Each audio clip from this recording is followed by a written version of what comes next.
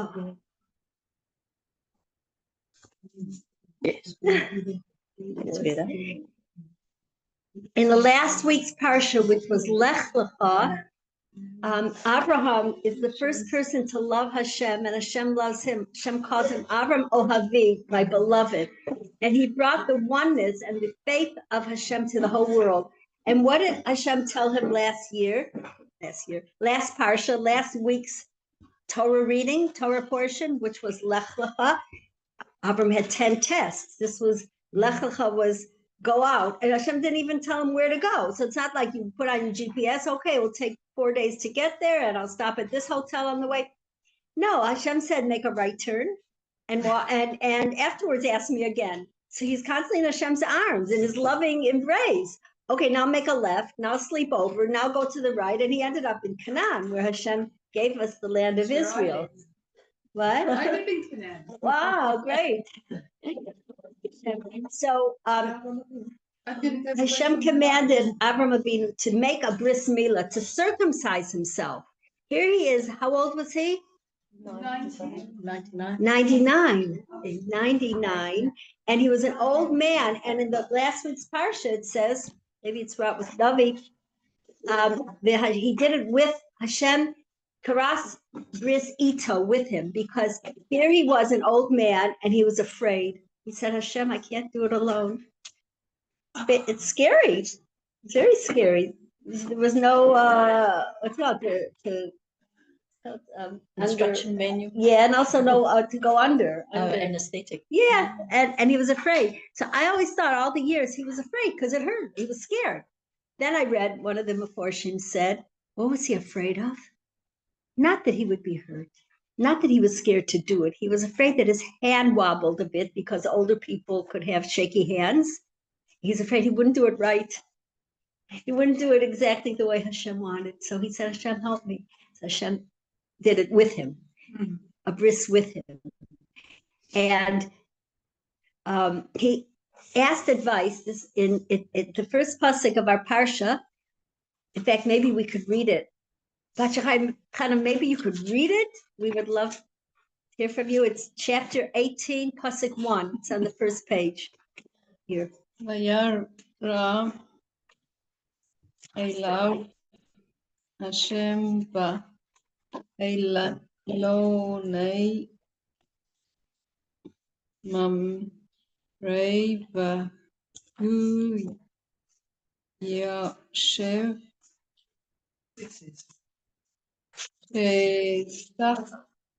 Pesach ha'ohel kachom hayom. Great, thank you. Thank you very much. Thank you. Yeah. Somebody like to read it in English? Hashem appeared to him in a lonely Mamre. He was sitting at the entrance of the tent in the heat of the day. Wow. So who was this Mamre person? Who was he? He was one of Avram Avinu, Avram's 3 good friends. He had 3 friends. Their names were Aner, Eshkol, and Mamre. And he went and he asked them for advice. He said, Hashem commanded me to do a bris milah, circumcision. How should I do it? When should I do it? What do you advise me to do? So the first one said, you know what? People are going to start talking about you, that you are a murderer, that you spill blood. They're going to be afraid to come visit you in your tent. They're going to get circumcised. Don't do it. The second one said, you're an old man. You're not going to survive it. It's too hard on your health. Don't do it. And the third one, who was Mamre, what did he say? Hashem has been, go for it. Hashem has been so good to you all these years with chesed, with miracles. Do what he said. Kum, basei, mitzvah salokecha. Get up and do what Hashem told you to do. And so because he gave the right advice and the pure advice and the holy advice, the place where he was is called Elone Mamre. It's called in his name as an honor to him, to show that he was the good friend. Now, the question comes, wait a minute, Hashem told Avram to do a circumcision, a bris. Why is he asking his friends? Just do it. Avram was Avraham. He's big tzaddik. He believed. Why ask somebody? Why isn't it like a private thing? Like how would people even? I guess maybe in those years it was less private, and it was a sign of closeness and listening to Hashem. So he made it. He gave up on his personal privacy and maybe preference to say, this is for you, Hashem, and I want others to learn from me. But 3 close friends, anyway, even if it would have been private, he consults with. But why though? Hashem told him to do it. So the answer is given. This is from a class called Oneg Hanachal, that we all want friends, and we want true friends to serve Hashem with, to give Hashem nachas, to do mitzvahs with. And how do we find that true friend? In Pirkei Avos, the ethics of our fathers, it says you should make for yourself a rabbi, teacher, that he could lead you in how to be a good person, a good Jew. And you should buy for yourself a friend, kanei lecha chaver, acquire a friend. And what kind of friend? A friend that will help me. I had a friend when we were young, like 10, 11, 12, 13. We would run around doing mitzvahs together. We said, we're friends for mitzvahs. We're friends for Hashem. And we're still friends today. We still try to do good things together. And the word chaver, though, it could go both ways. A friend in English, well, in English it's friend that we know. And in Hebrew, it's chaver, a friend. Chaver, a friend. And what else? How, if we scrolled around, we scrabbled around these letters of chaver, what word would we come up with in Hebrew? Barech. Barech. Barech, like to run away, maybe? No. Then I'm put the wrong cha. Oh, yeah, but barech to run away. I'm thinking of Which kind of place. friend should we flee from? Barech means to run away. Run away with a friend. With a friend or from a friend? It depends what kind of friend. We're going to see in a minute. What other word in Hebrew comes is the same letters as ches, beis, reish, chaver? What? I'll give a hint. It starts with a ches. Well, the one I'm thinking of that I learned starts with a ches. Cherev, exactly. What? A cherev, who knows what a cherev is? It's a sword. It destroys. It lachriv means the Beit Medrash was chorban. It's a destruction, and a way of destroying is through a sword. So it's charev means to destroy. So a friendship could either chaver means to bring close. The word chaver means like a choveret. Did you ever buy in a store a choveret? It's called a composition. It's called a lot of papers together because they're stuck together. That's chaver, to bring us close to each other and to Hashem. Or it could be charev, to destroy that connection, to break that connection, to separate me from Hashem. That's the friend I want to, like you said, He's talking about to run from. Oh, only Hashem. He's not talking about a normal person. Well, a person wants to choose, the ethics of our father said, choose a good friend. What is a good friend? The one that will encourage me and help me and cheer me on together in our friendship to be close to Hashem and do good. But those were new friends. But what? There was a dichotomy. Sarah was not his friend. Then Sarah was not his friend. She was not participating in this, nor was she aware of it. Okay, there's friends and there's a spouse. We can choose which so what to. this does, it tells us that it's okay and kosher that that friends are part of the mix. But Exactly, because there's men talk and there's women talk. Yeah, women just let out different things with each other, with another woman, and like you said, and man like Avram and his 3 friends. So it teaches us look for a good friend, and that's why it's called Elone Mamre, because he was the one that said, go for it, go. Hashem said to do it, you should do it. And now we're going to look at continue in the pasuk. It says Vihu. Let's read it again. Hashem appeared in Elone Mamre, the trees of Mamre, who was his good friend. Vihu, and he is sitting in the front of the tent. Who is who? Who is he? For who? And he. Who? Doesn't say Abraham. What's his name? Who is he? So we know it's Abraham. But why? What is Torah teaching us? Torah teaches us from every word or every omission of a word, from every letter, many, many ways of being a better person, of doing mitzvahs, of serving Hashem, being a good Jew. And so the fact that Hashem did not put Hashem chose not to put his name Avraham, and Hashem appeared to him, not to Avraham, in Elonei Mamre. What do we learn from that? What did Hashem? Let's ask a question first. Why did he come to Avraham when he was sitting outside of his tent? He told us that we should visit. He came to visit the sick. In fact, it was so hot. Kechom hayom, you had said, the heat of the day. It was exceptionally hot. Hashem, Rashi says, took the sun out of its pocket, out of its like enclosed place, so it'd be extra hot to discourage people from going outside of their house. Like, I'm not going today. It's too hot. It's too hot. I'm staying home. Even the tent was, I don't know if they had air conditioning, sort of don't think so, but it was cooler than being out on a very fiercely hot day with the sun beating down heavily. He wanted to save Abraham from exerting himself with the mitzvah of having guests, because which day was what are we talking about? The third day after his bris, after circumcision. The third day is the most painful day. Right. And so Hashem wanted to save him, but Abraham so badly wanted guests that he went outside the door and was looking. Hashem, send me a guest, send me a guest. When Hashem finally sent him a guest, what did he do? He ran to get food. He ran. Wait, you're sick. You forgot?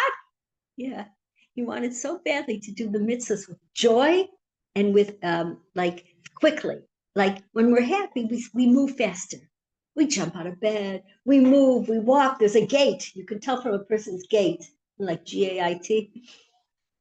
His mood. He's like heavy. Each step is cumbersome. Each step is like, and he's not in the best of moods. But if he's light on his feet and he's walking, so he ran to get the animal. And who did Hashem? Hashem, there was nobody outside. It was too high. He brought 3 angels to Abraham, that Abraham could fulfill the mitzvah, the desire of his heart to have guests. Who were they really?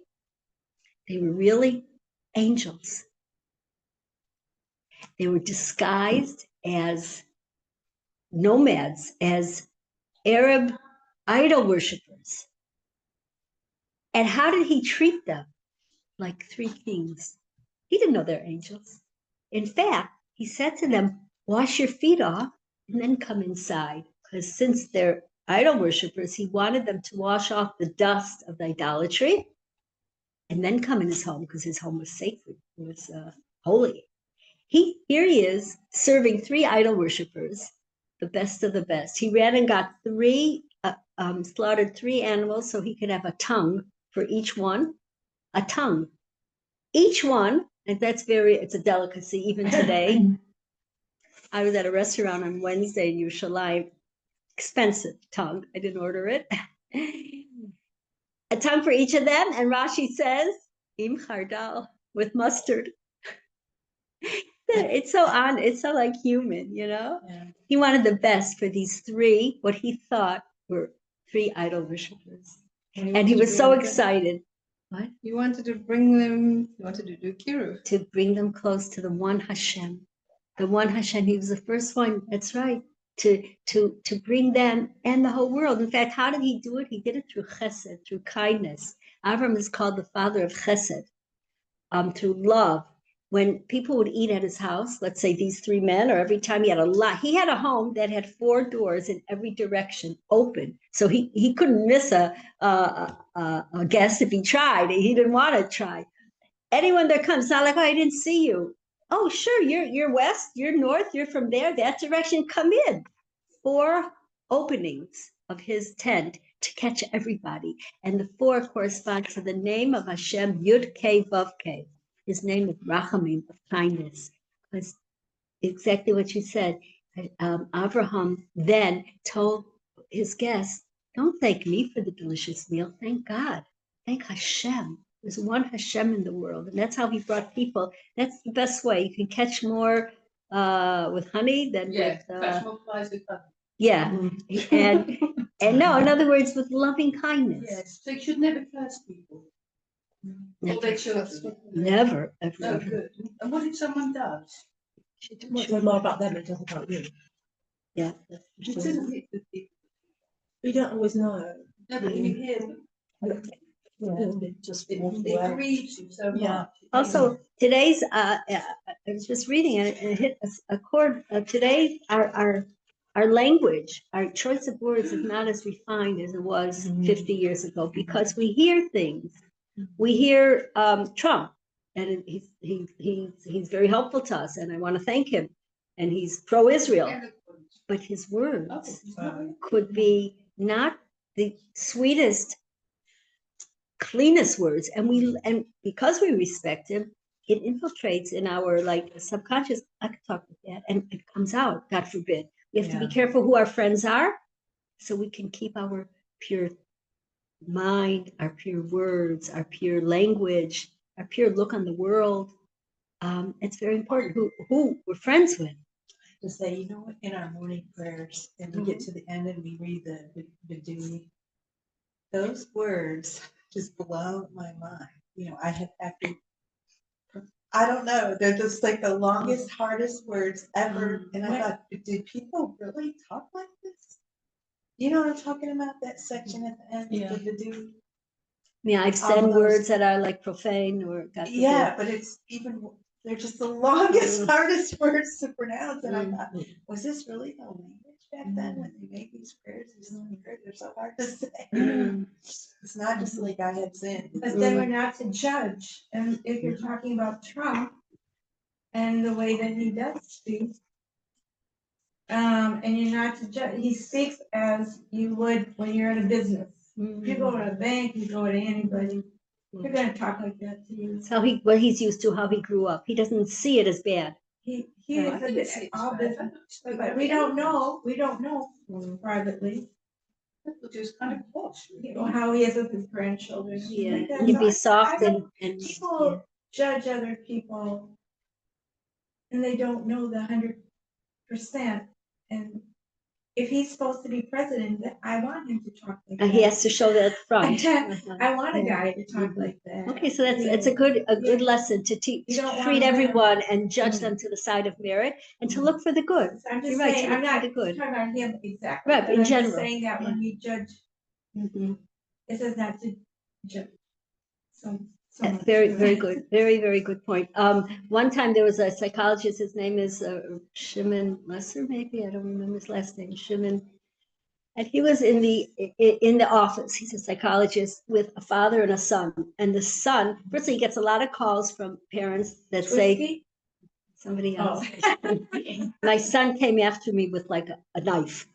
Now these children are not bad. You think you want to hurt your father, you want to scare your father, you're the worst of the worst. So in the office, the son had a knife. And you know what he said to him? I want to thank you for this happening here in my office, because now I and your father understand how deeply pained you are, how much you're in such deep pain if you could do this. And the son just broke down crying, put down the knife and broke down crying. If we could understand that maybe this language or any other action that doesn't seem befitting to a nice, kind human being or a nice, from Jew who wants to do what Hashem wants, doesn't like this language, he doesn't like this action. To honor your father, not that shows pain, or he didn't know any better, and a deep hurt, Like a deep hurt. Yeah, It's a typish that there's a spirit of folly. yeah. So we should always judge each other I know and about these ourselves. things. Judge ourselves Spirits of also. folly. Thank I'm sure you. everybody knows about these. We do. And so Hashem took the sun out. Now the sun is, Hashem does a miracle for us constantly. Let's talk about the sun for 1 second. If the sun would be 1 milliliter, no, millimeter closer to the earth, closer one, like a speck, the whole earth would go up in flame, would be burned, God forbid, and 1 millimeter farther, the whole earth would freeze. And this often happens to me because, we all like our tea or coffee a certain way, not too hot, not too cold. So I make it, and then I forget about it or I don't, and I give it a few minutes, and then I drink it. And sometimes it's a little bit too hot. It's not the biggest deal in the world, right? I can wait a minute or two. I can put an ice cube in. Sometimes a little bit cold, not the biggest problem. I can add some hot water. Or have it a little cold, like nothing happened. But when it's perfect, I say, thank you, Hashem. It's just perfect. A little hotter would have been, hurt my tongue. A little colder would have been okay, but not as warming. Hashem, you gave me the idea to drink it at the perfect moment, not a minute later or before. Thank you. And I started saying this to Hashem when I learned about the sun. It can't be a drop, really, a real dot closer or farther. So that's how I thank Hashem for my tea or my coffee. Thank you, Hashem. It's just perfect. And he had 4 openings, and Hashem himself came to visit him. And where was he? He was in a desert.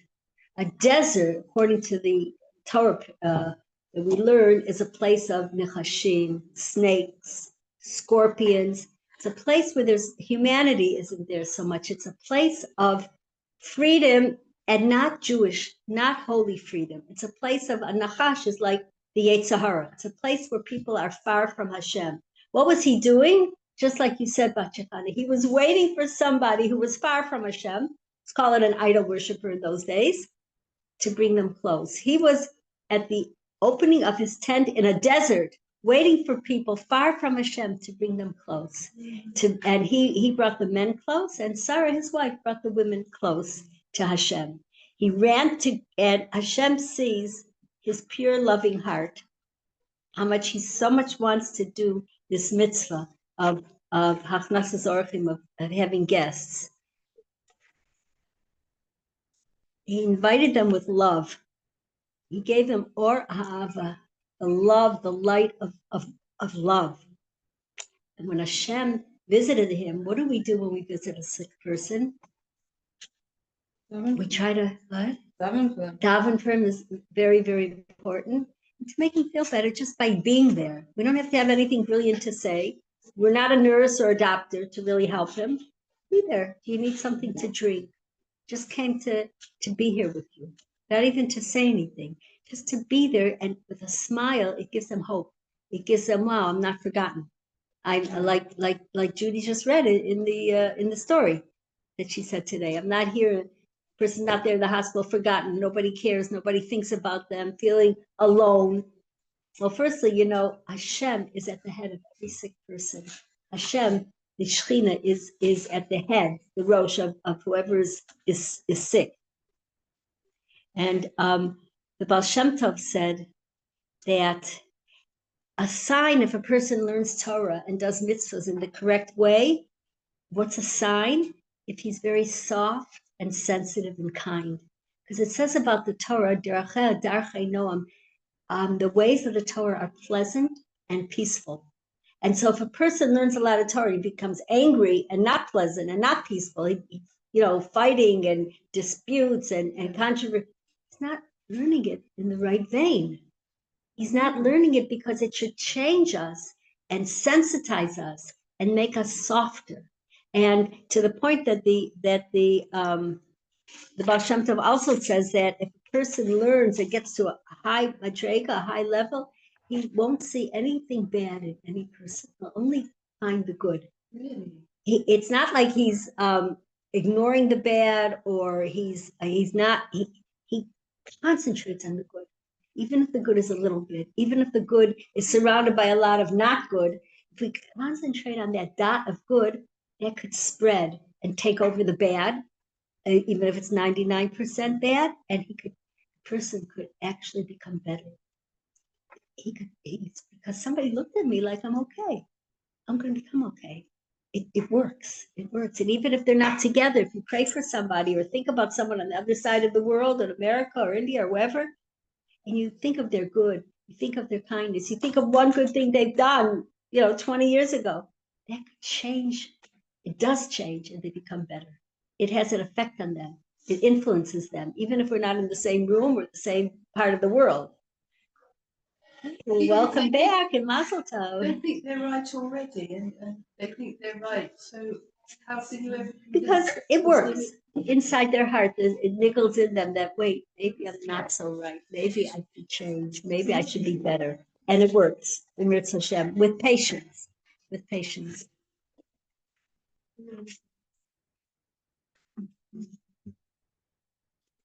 So then Avram Avinu runs to greet them with joy and quickly.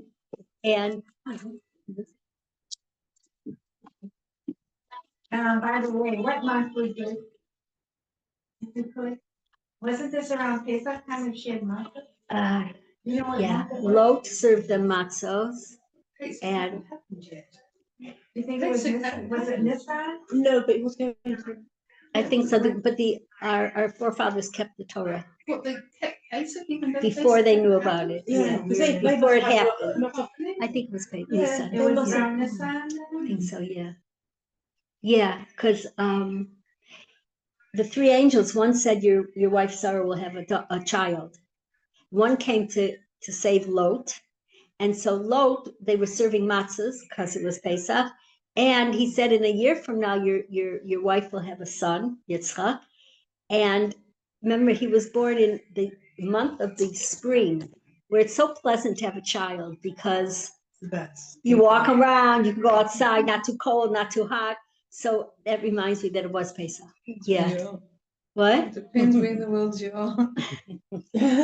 True. Because around March 21st, on the English solar calendar, would be not an equinox, the other one.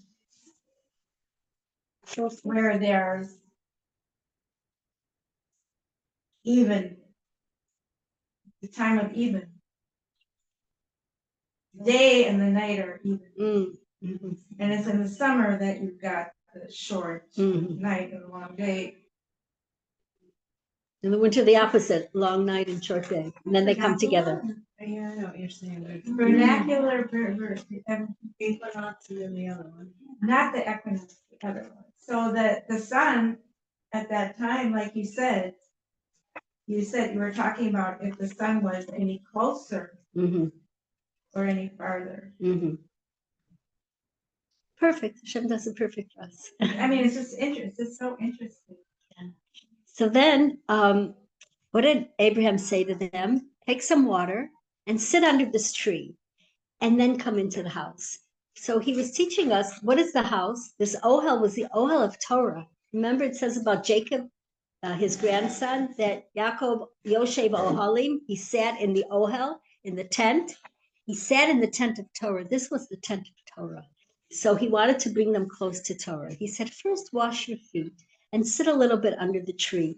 The tree, the Zohar says that if the tree would lift its branches up towards heaven, there'd be no shade for the three guests. That was a sign that they were idol worshippers, and he would bring them in to bring them close to Hashem. But if the leaves and the branches would go down like a canopy, giving them shade, that was a sign that they did not serve idols. It's good before people come into our home to know a little bit about them. But he didn't ask them outright, hey, are you guys idol worshippers? He did it sensitively, nicely. Come, wash your feet. Take a rest first. And he's also teaching us, every word is so precious and so powerful and so teaches us so much. He said to them, have a little bit of water, ma'at mayim. And mayim is Torah. Water is, Torah is compared to water. Little by little. Do one mitzvah, do a second. Don't take it all on and you'll get scared and you'll give up and you'll say, no, it's not for me, it's too heavy. Torah is sweet. Torah is precious, is easy. Do it slowly. Do it one step. He said, ma'at mayim, drink a little bit of water. And we learn from that's how we should be in our coming close to Hashem. And the Mayam Loes said that they served the dust of their feet, that they were doing kochi v'otzem yadi. It's all mine. I accomplished everything. I worked hard. It comes to me. It's coming to me because with my 10 fingers, I amassed all this money, or everything that I had, I worked hard for. Wait, where was Hashem? Where was Hashem who gave me the strength, who gave me the ideas, who gave me the opportunities when things came together?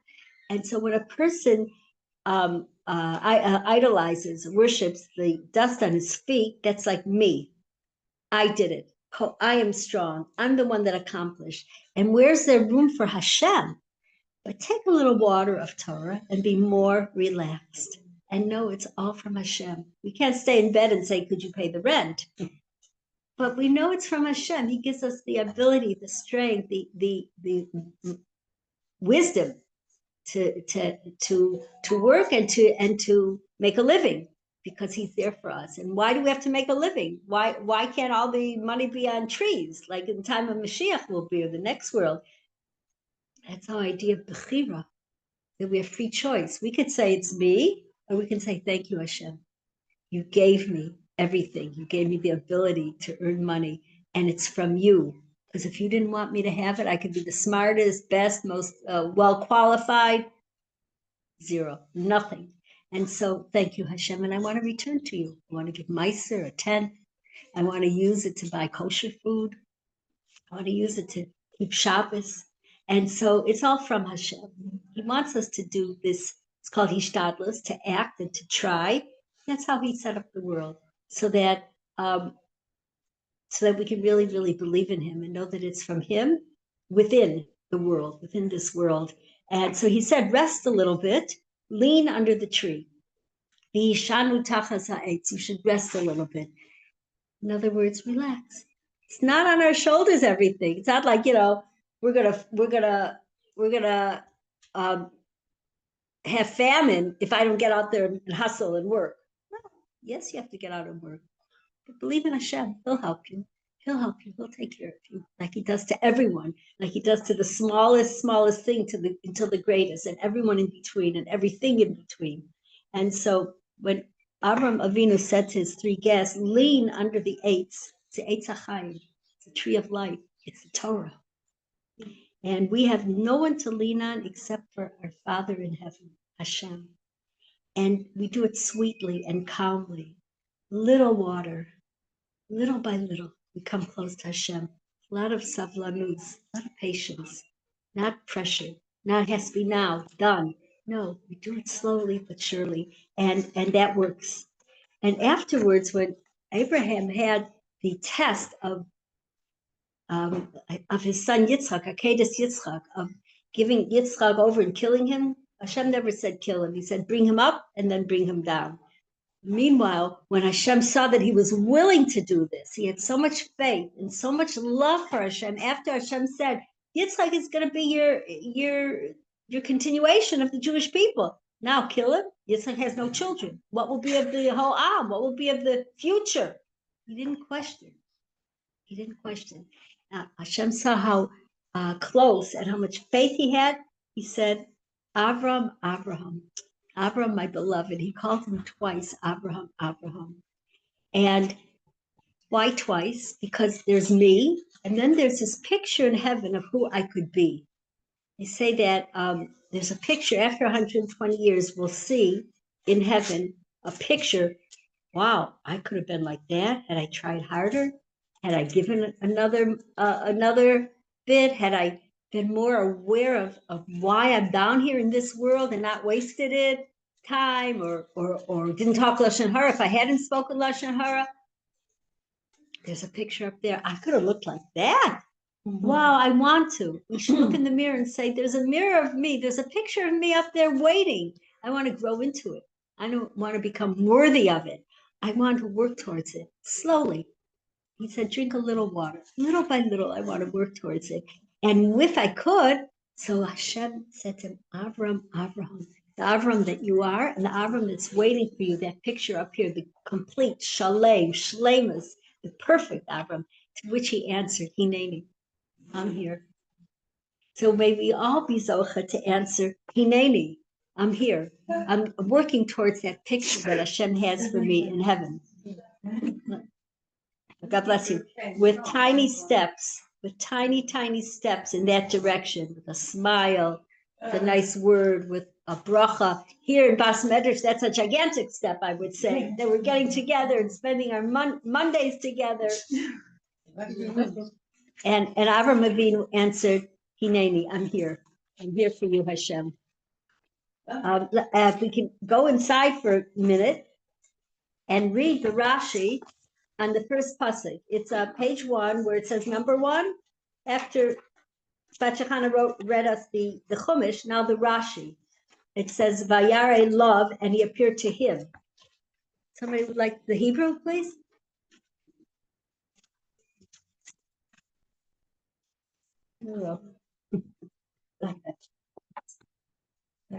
Vayera alav laboker לבקר את החולה. אמר רבי חמא בר חנינא, יום שלישי למילתו היה. ובא הקדוש ברוך הוא ושאל בשלומו. Vayera elav, and Hashem appeared to him to visit the sick. Rabbi Chama, the son of Hanina, said it was the 3rd day after his circumcision. HaKadosh Baruch Hu came and inquired after the state of his health.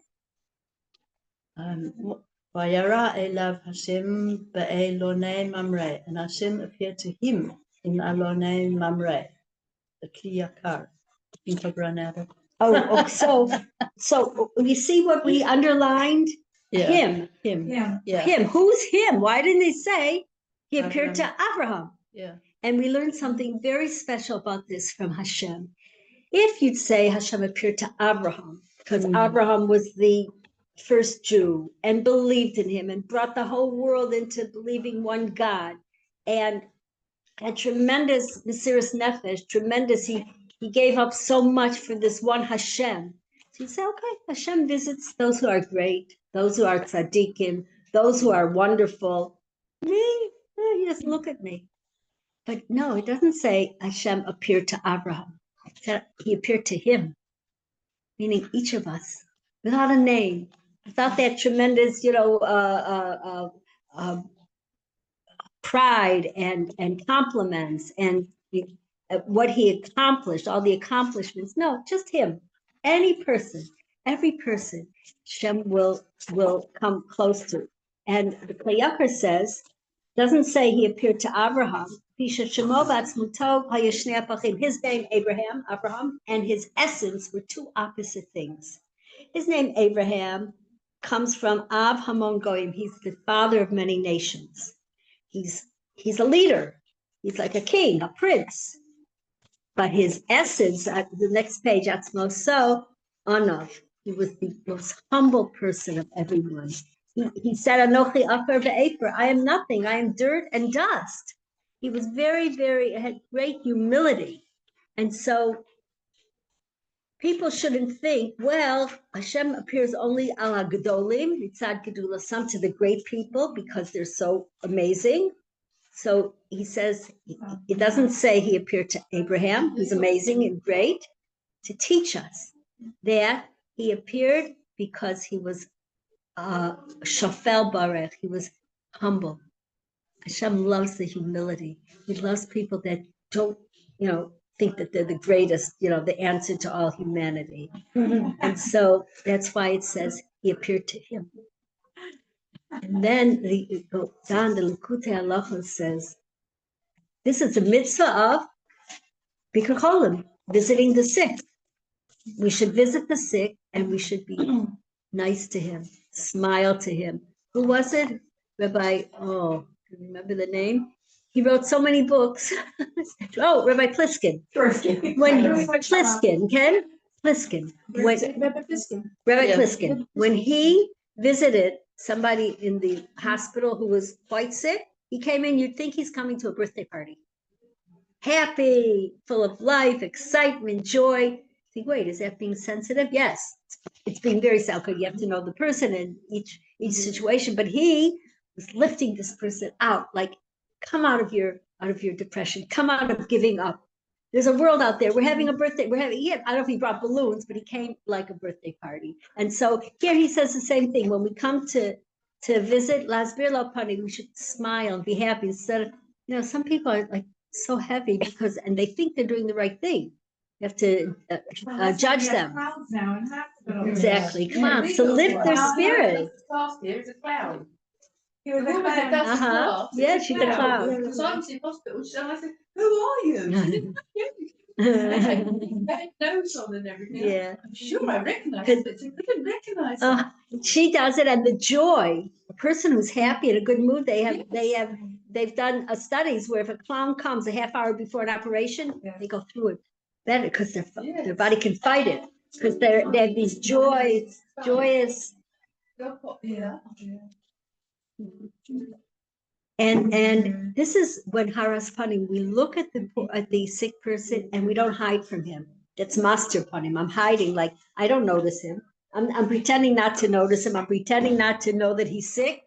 Go over there and make him feel good, make him happy. Bring a balloon, bring a smile, bring a song, cheer him up, so that bring a smile and a joy to somebody who's in the hospital, like Hashem did to Abraham. He visited him, and that will make him better. You say when you visit someone, you take away 1/60th of his illness. Yeah. I have a question. So, he brought everybody in. There were no Jews. Right. Even the people. Right, he was the first Jew. Torah, right? So he was bringing people in, right? So today, right? Mhm. So why, okay, so today, why is it that, why can't we give, let's say, tzedakah, and why is it not called tzedakah? We give to the Cancer Society, my husband always says, so give on Purim, because on Purim you give whoever puts out their hand, Jew and non-Jew, right? So like, why is it considered not tzedakah to give to non-Jews or to bring, let's say, a question for you.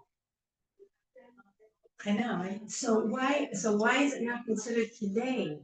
Okay, why can't? It's a very very good Or to question. educate non-Jews. First of all, the Rebbe said, the Bas Medrash said that it's a mitzvah to teach the non-Jews, Shem mitzvah b'nei Noach.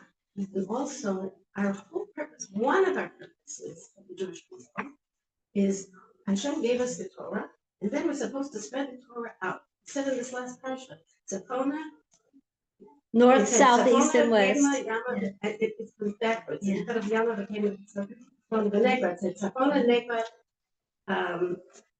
came with the Yama. Okay? That means So- north, south, west, and east. We should spread Right. God's It's- words it's- to the nations and be a light to the Last week in nations. Parsha, it was like backwards. Mhm. Yama became Tzafona, the Interesting. Negba, with the Tzafona, the Negba, came with the Yama. Okay, but anyways, the idea is that we are supposed to be a light to the nations. We are supposed to teach the Shem mitzvah b'nei Noach to the non-Jews, right? So then it should be also that we can give to the non-Jews. And why is it not considered tzedakah? Like, why can't we give a meiser, let's say, That's a very good to question. non-Jews? It's And a very good usually, if question. you ask a child, they will say, give to Jewish causes. Or let's say on Purim, you want to give to the non-Jewish causes. A Jewish cause might be more in line with Hashem's desire and mitzvahs for the Jewish people, just like for the Jewish people. Yeah. And as the non-Jewish Chasidei Umas Ha'olam, some are very, very Right. righteous, giving, caring, honest, moral, and to them, right? To them, I think would be a mitzvah to give, and to those who aren't and might use the money, Jew or non-Jew alike, to buy weapons. So like, let's say, So I'd rather give it to a person who would buy food to feed the poor than weapons to kill. Right. So, but that's Jew and so let's non-Jew say, alike. Yeah. Charlie Kirk's organization Turning, right? Yeah. So if we want to give a donation to Turning Point, but they are Christians, right? So there's two opinions about the Christians. If they're Vodazara, they're not a Vodazara. But meanwhile, a big tzaddik, I don't remember his name, said the Church was Whoa. he was the seat of Umas. And you know, he kept Shabbos like Yeah. the Jewish people. I know. He put away his telephone book on because he said, I know. I want 24 hours with my family. Right. Nobody can bother me. Right. I know. And we have that. And not only that, We he have that 24 hours. he Makara, the Jew, to keep Shabbos. Oh, There's a story about. Wow. So let's say, why couldn't we give a donation to Turning Point? Would it be considered? Well, he's certainly not over, he doesn't serve idols, and I think it would be, you can't ask me, I'm not a rabbi, but Right. sort So of, so it's a little bit, it's like a little bit of a gray area. I'd be interested in what you'd find out. I think we all would, but